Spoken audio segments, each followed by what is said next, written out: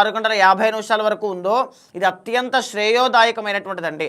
ఎవరైతే ఈ యొక్క వ్యవధిలో మంత్ర అనుష్ఠానము చేస్తారో వారికి పురస్సరణ చేసినంత ఫలితం లభిస్తుంది. ప్రతి ఒక్కరూ కూడా ఏదో ఒక మంత్రాన్ని శ్లోకాన్ని తీసుకుని ఆ సమయంలో దైవ ధ్యానంతో గడపడం కానీ మెడిటేషన్ కానీ తప్పకుండా చేయండి.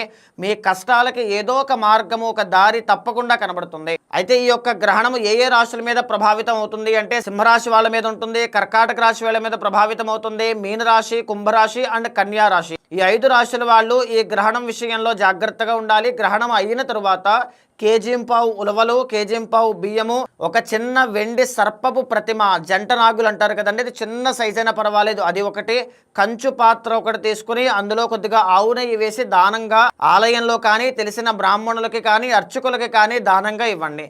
ఈ గ్రహణం తర్వాత ఎలాంటి ఇబ్బందులు లేకుండా ఈ గ్రహణ ప్రభావం నుంచి ఆ యొక్క దోషం నుంచి తప్పకుండా మీరు తప్పించుకుంటారు.